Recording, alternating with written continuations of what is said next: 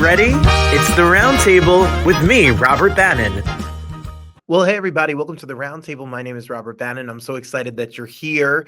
You know, we have some of the greatest vocalists, artists, cabaret stars, Broadway stars, recording artists, TV stars, movie stars, all that show up here as part of the Roundtable. And when we started this show, we were focused on Broadway and cabaret. And one of our first guests was Jeff Harnar. And Jeff Harnar sings and works, and I can't wait to tease him like we do whenever Jeff Harnar stops by. My name is Robert Bannon, like I said, and you're listening to us. We're here every single day on the Broadway Podcast Network. You go to BroadwayPodcastNetwork.com if you're listening to us or watching us on YouTube. If you don't know about our YouTube show, make sure you go to the YouTube channel, like, comment, subscribe, hit the notification bell, because you can see these as well as listen to them. And Thursdays, we get together live at 7 o'clock Eastern, 4 o'clock Pacific. And you can absolutely join the party, comment, share, subscribe, and all that stuff. I'm repeating myself. You know why? Because Jeff Harnar, I feel like, is my cabaret arch nemesis. You know, we get nominated in the same categories for the Broadway Award cabaret shows, and he always wins because he's a monstrous legion of fans. And an album that was long out of print that's back. Jeff Harnar stopped by, and I can't wait for you to check it out. Take a listen. So our very second episode ever on the Broadway Podcast Network was with our next guest. We've been doing this show, and we've heard about Jeff. Jeff Harnar puts out music, sings all over the place, and directs everyone. Like, you see shows, and Jeff is directing them. Jeff is everywhere. So his album is out, which was out, and it's out of print. So if you're a fan and he has rabid, wild fans, he does. They're wonderful, beautiful people. And you've been waiting for this to stream. This Jeff Harnar Sings Sammy Cahn, the second time around, wherever music is heard. We're going to hear about the album, what's on the album, songs that you know and love. Plus, he's coming back to New York at 54 Below. Jeff Harnar, welcome back. For our second episode, you're back. Wow, Robert, what an introduction. You were our second Broadway Podcast Network interview, and now you're 259. Oh my God. Wow. Well, good for you. That's a lot of work. I'm learning from you how to do a lot of work. Okay. Well, I know that this album is something that you put out, and it's been out of print. People have not been able to get a copy of the original. So tell us, what was the journey like to come second time around? Well, Alex Rybeck, my music director of 41 years, he and I self-produced this album back 25 years ago. And it came out 24 years ago, and it looked like this. It was called Jeff Harnar Sings Sammy Cahn All the Way. And it was based on a cabaret show we were doing then. And, you know, it really, considering the limited funds we had, we did a good job. But it got picked up by a label called Jerome Records. And that same year, Jerome Records went out of business. So the people who had copies had it. And but it's, you know, in this age of streaming platforms, I really wanted it to be available to stream. So I suggested that to PS Classics, and they said, why just re-release it? The technology exists to remaster. We don't have the master anymore, but the technology actually exists to remaster it from that right there, from a CD. So, and they said also, why don't we reimagine it, because you could add some new tracks. And so that's what we did. We added 6 new tracks, 3 new duets with this year's Grammy winner Nicole Zuraitis for jazz female vocalist, Grammy nominee Clint Holmes, and then this incredible vocal group, triplets from Kenya, MOIPEI. Have you heard MOIPEI? No, but I was just reading about them. You will, your world will change before MOIPEI and after. They are just delightful, and the sound is heaven sent. So we have that, and then I also went in and fixed some pronouns.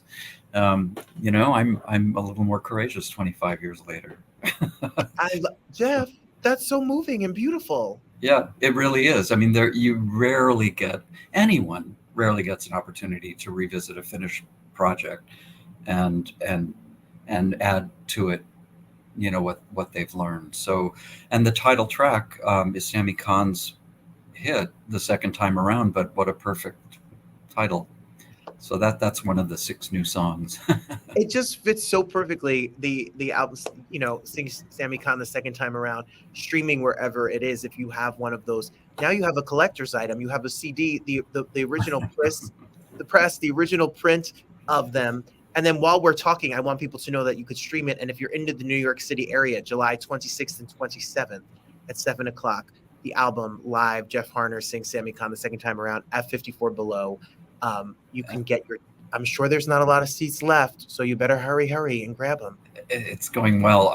We will have those 3 duets both nights. The singers who sang on the album, Clint Holmes and Nicole Zuraitis and MOIPEI, will be there Saturday night, which happens to be my birthday. So what a great gift to me. Your birthday show. Yes, and the Friday night, I have Sally Mays, Eric Comstock, and MOIPEI doing the duets with me. So win-win. Both nights are very exciting for me with these special guests. Well, that you just sold. Come on, people. 54below.org. Get your tickets and come see the show. I not this past June, but my last year's show at 54 Below in June. Clint was the 7 o'clock show and I was the late show. Oh, wow. I had to go downstairs and watch his show because he's a master on stage. Unbelievable. And what a great guy. I mean, I can't believe these people said yes to me. But, so he came in from Las Vegas to record the track. And, it's just, and just of interest, it was a big, not only asking Clint to do this duet, but what I wanted to do is sing Come Dance With Me and have him respond with I like to lead when I dance. So to me, it's a very bromance kind of Rat Pack twist. And for Clint, who's married and has a wife, I had to ask him if he was really comfortable. And he was like, oh yeah, man, this will be fun. And he just, let's do it. Let's do it. So stream Jeff Harnar Sings Sammy Cahn. It's wherever music is heard. You can get it. It's available. So can we talk about why we had you on before? You're known for your collections of great songwriters. You put out albums and you really dig deep and find us an encyclopedia of these great songwriters. Why Sammy Cahn? What about his music made you say, this is what I want to do? Well, as a cabaret singer, I'm always looking at the words first. And he was one of the great lyricists of the last century. In fact, it's so interesting because, I didn't know his name growing up, and he's not a household name. And yet, he had 30 Academy Award nominations for Best Song, more than any other songwriter ever. And he won 4 Oscars. He won an Emmy for the song Love and Marriage. He put more words into Frank Sinatra's mouth than any other songwriter. I think those are the words that conjured the Rat Pack. Those swaggering, come fly with me, ain't that a kick in the head? That bravado, that attitude. I think came from Sammy first. And we do know, as a fact, Frank Sinatra never asked Sammy Cahn to change a single word of what he wrote. So you are really hearing Sammy Cahn's swagger coming out in the form of Sinatra. So, that he's not a household name is really kind of a crime. He also wrote for Broadway. He wrote a big Broadway hit, High Button Shoes. And he also wrote a Broadway flop or two, which we're going to do some songs from because there are always great songs in every show. Well, you have 16 tracks on this. Do we? Okay. I see Yes, 6, 10, and then the 6 new ones. And these songs, everybody, listen, All the Way and Teach Me Tonight and Come Dance With Me or I Fall in Love Too Easy, Call Me Irresponsible, such a beautiful song, My Kind of Town. They're songs that time after time. I tell myself that yes. You know them. My barometer were my parents who, that is one of the changes in the 25 years as they're no longer here. But my mom was like, "Who's Sammy Cahn?" And I did the list just like you did. And they lived through World War II, so to hear those World War II songs like "Saturday Night is the Loneliest Night of the Week," "I'll Walk Alone" by Mirbis Duchesne, which is the song we do with MOIPEI. And MOIPEI, coming from Kenya, we've added some Swahili. So it's not only in English, Yiddish, and now Swahili. It's really, really fun. So how did you narrow these songs down? Because there's a catalog of hundreds of songs that you could do.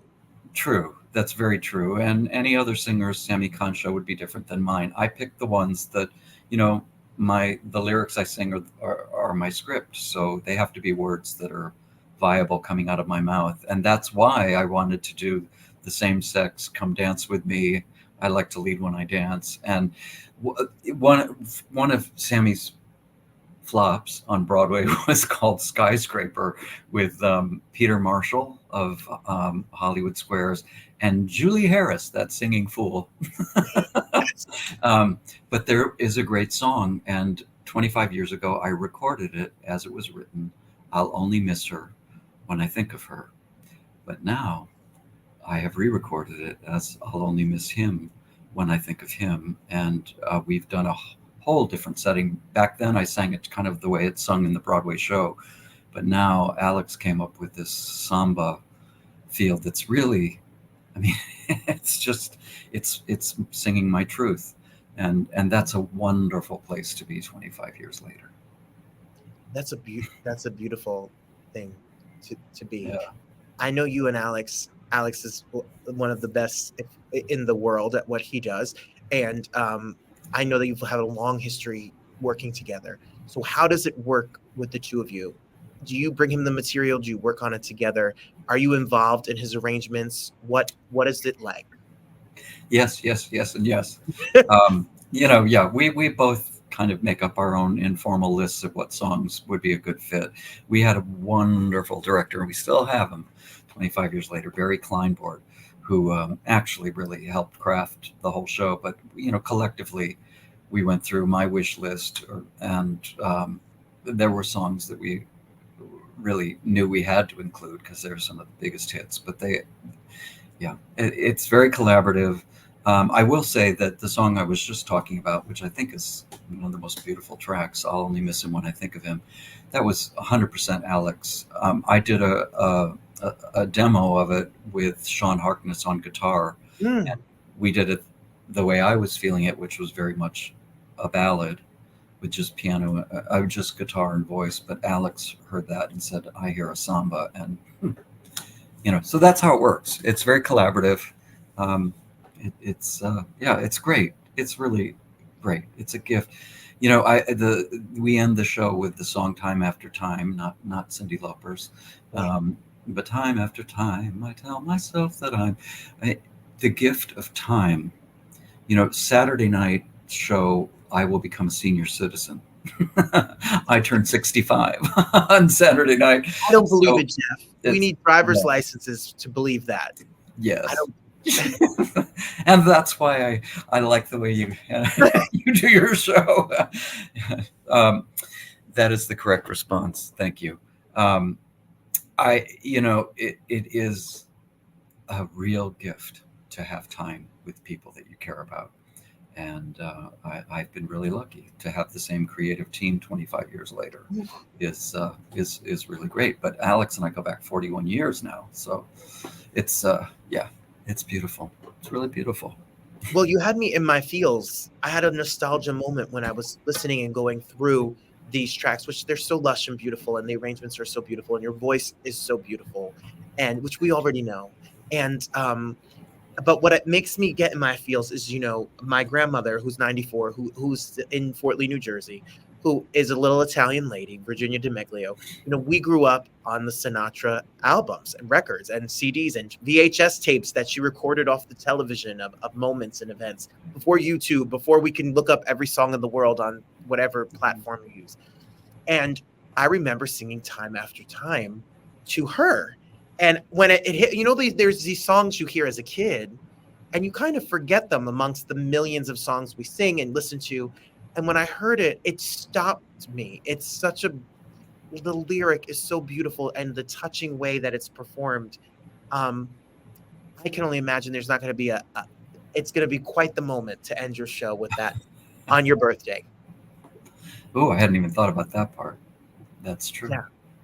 Yeah, and they're live streaming the Saturday night. So any of your listeners who aren't, in the New York area, can live stream it. They do a beautiful capture there. They've got like 8 cameras. It's my brother watches in Colorado, and he's just like, this is like being like a PBS special. It is. So.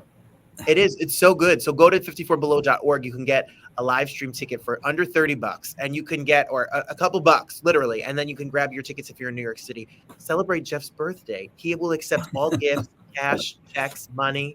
So No, your presence is the present. Done.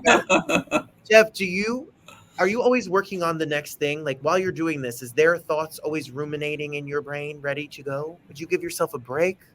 Oh, I give myself a break every day. My life is very sustainable and manageable. Nothing is overwhelming. I'm forced to think of or encouraged to think of the future thing because of dates.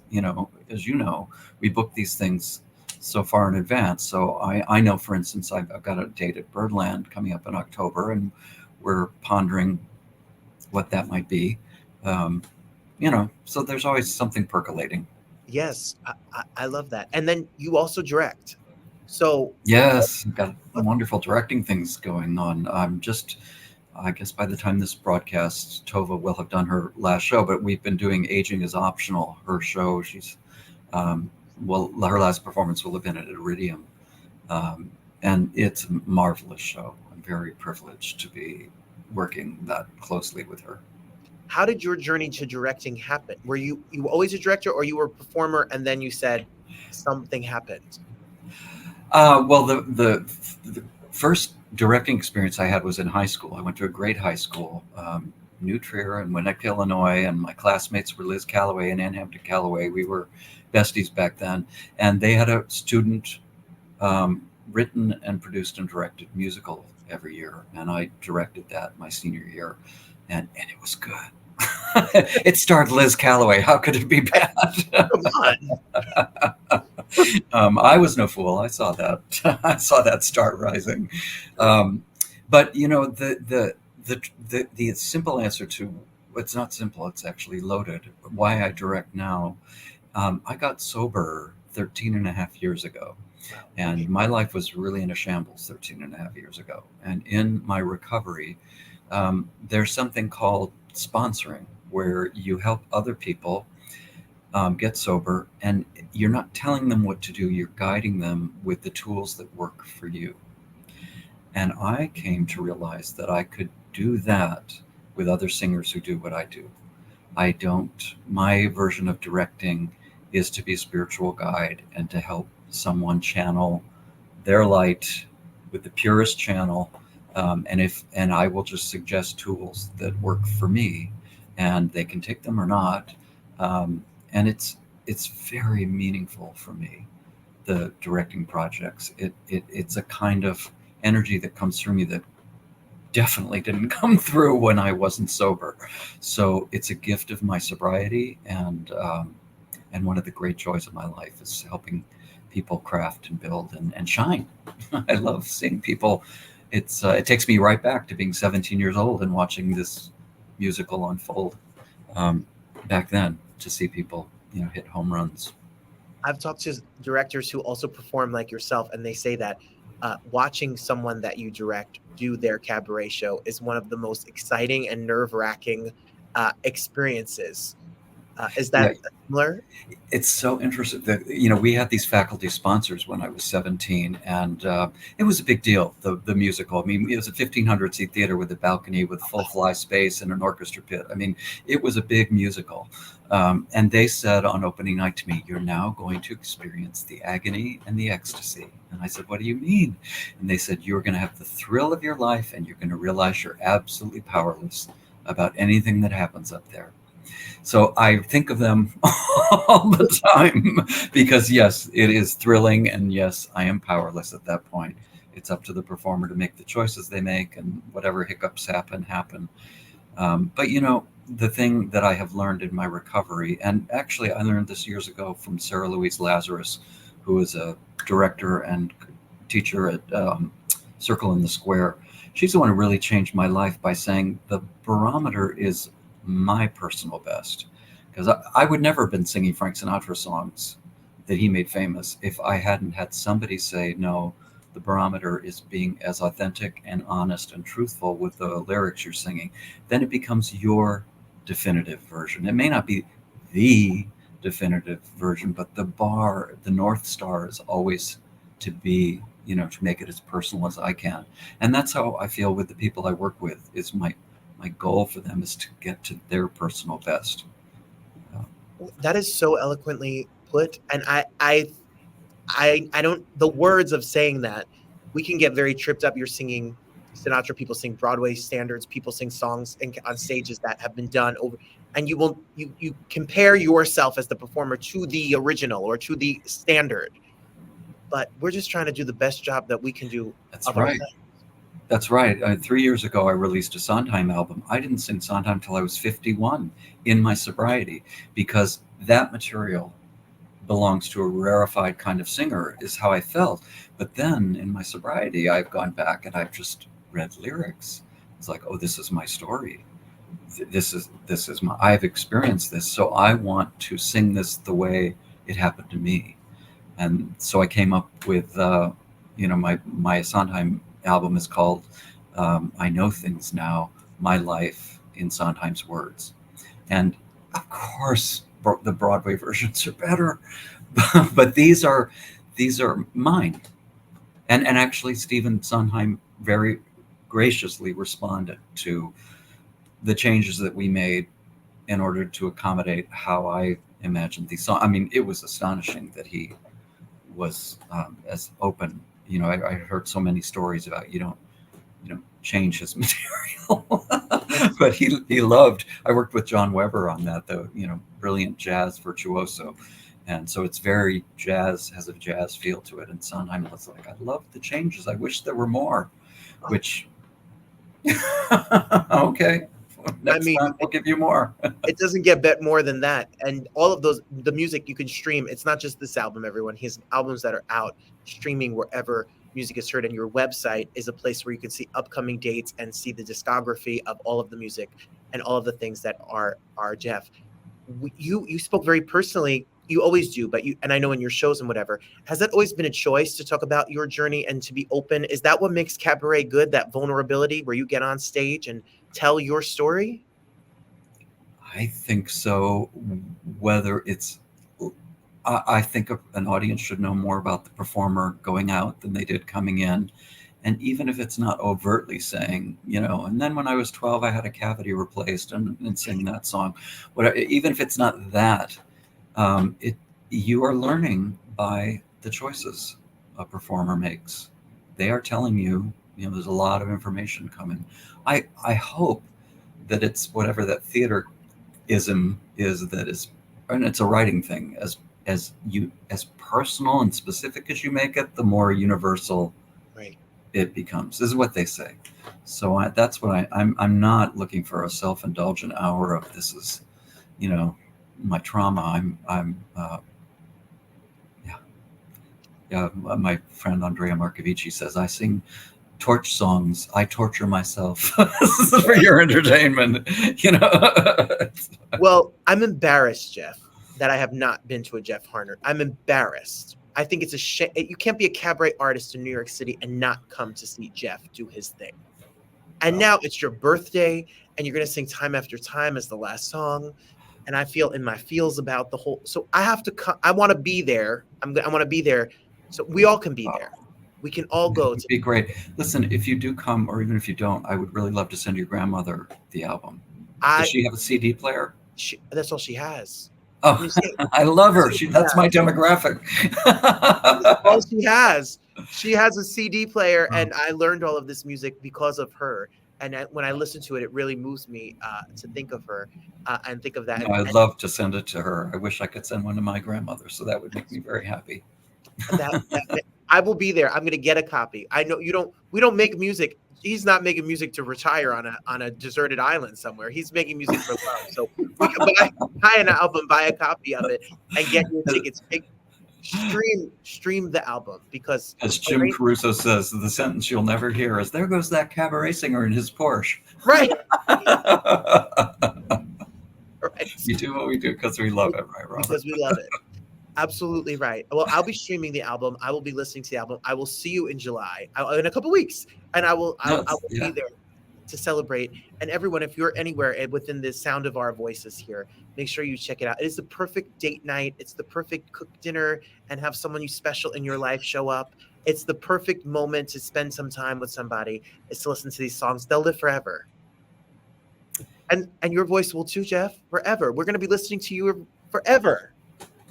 Well, that you asked me what my future projects are. That is actually what I'm trying to do right now, is get everything up on streaming so that it is there, because that's my little tiny digital molecule that I can leave. We're grateful for it, and we're really excited. The album, Jeff Harnar Sings Sammy Cahn, the second time around, and the shows that go with it, July 26th and 27th, the birthday show, they're on sale. See that? You just did with hair and makeup and without. No, You're cruel. And we could go to your website. We could follow you, and we could stay up to date, because there'll be more dates, more music, more things definitely coming down the pike. Yes. Thank you. Good luck. I know, as I joked last time, I know you beat me for the Broadway World Awards Best Vocalist every year. I know Jeff is always. I know my fault last year. I didn't win. No, and neither did I. I didn't even try, Jeff. I said, if Jeff's not winning, I'm not even participating. It's Jeff. I didn't participate either. I didn't even know the submission thing had come and gone. See, that's right. That's right. You and I just in solidarity boycotted. That's exactly it. I'm so grateful. You are so sweet behind the scenes. You're so encouraging to everyone that does this medium. You are a fan of the scene of New York and the singers in New York. And that goes a really long way for people who are trying to do this. So thank you for your generosity and always being so kind. Thank you, Robert. Stream the music. Go see Jeff live, and you'll be back soon. We'll have to have you back for the next show at Birdland in the fall. I would love that. That would be great.